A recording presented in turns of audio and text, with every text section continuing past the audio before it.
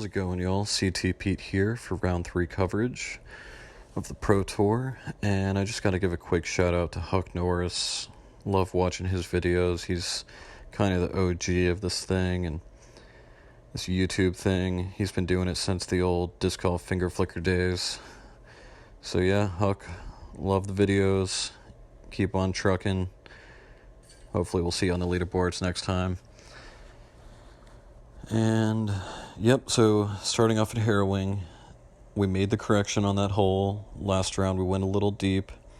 I powered down on the light glide, was able to check up, and now we've got a left to right. Just want to place the musket to our landing zone and set up a turn compass run at it. I'm just gauging the distance. It's all about height, because I like to just go full power with this guy, and we're sneaking it in. That one feels good to get. Set the tone off right, and moving on to the par 5. This one, I'm playing it's kind of like a hyzer flip up to then flex, and sometimes you hit the hill and go right, but I went left, little anti-skip. And so let's see what we got. We're aiming high, but what we're really doing is looking low, because I know if I go high with this shot, I'm just going to stall out and end up in the grouping of trees on the right. So I see a gap, and with these light ballistas, you can aim super low to get under the branches. So I'm going really low because I know there's a lift on these discs.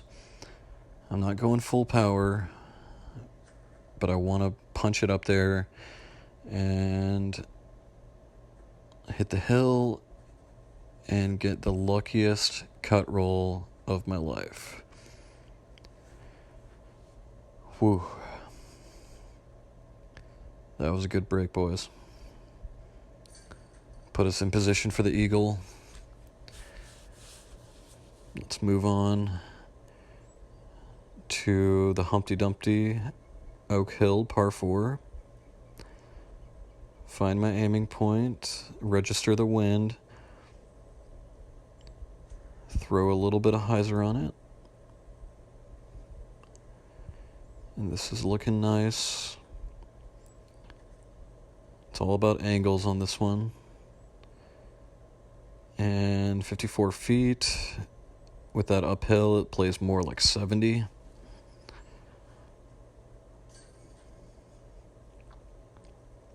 Easy work there. And now we've got one of the tougher Oak Hill par 4s to get, but I really want this one. So I'm going to try to get the musket up to the edge of the river. Just slide her up there. Check up. No. Okay, get your head in the game. Let's save this birdie. So I know it's a right to left. I'm aiming a little bit right.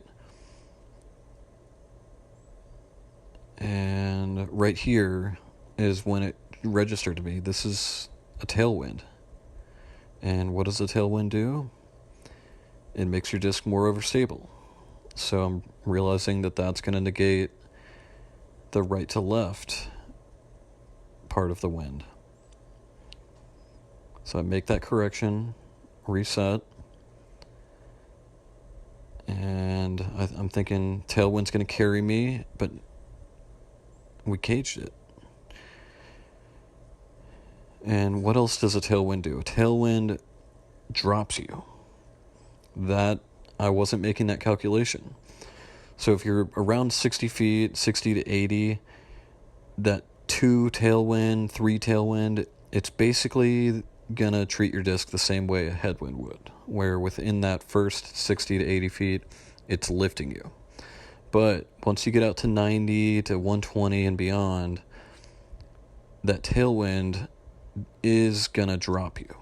It's gonna push you down, and that's what happened to us. And you just got to pay attention to those subtle things, like you're just looking at it. It's like, okay, that's a right to left, but Is it a right to left head? Is it a right to left tailwind? Alright, so we had a couple holes to just get some birdies and refresh our mindset. You see me make a little height adjustment there. Shout out to Toco Pro. I wanted to stall this one out so that when it's coming in on the flex and fading out, it's just dumping. I'm not pushing straight, and that one worked out. It's these subtle little corrections. And I always say, when it comes to my job and it applies to disc golf, the only reason I feel like I'm any good is because I've screwed up so many times. You screw up, and that's how you become better, because you learn something and you make an adjustment and you're like, oh yeah, now I know. Tailwind. This is a tailwind. So right here, hole 9, 66 feet, I had a little thought, what would Erdizzle do? Erdizzle would have putted that. Possibly. But I didn't trust it. I did not want to come up short. And shout out to Erdizzle. Apparently he had that similar putt, and he putted it and came up short. He said he didn't trust the new update with the throw-ins, but clearly we both lost one on that round. Me with going OB, him with missing a putt, and he's up one coming into the final round. That's basically like Ricky Wysocki being up by 15, because Erdizzle doesn't give up strokes easy. But it's all good. We're going to come into tomorrow, do our best, and see what happens. See you guys next time. Peace.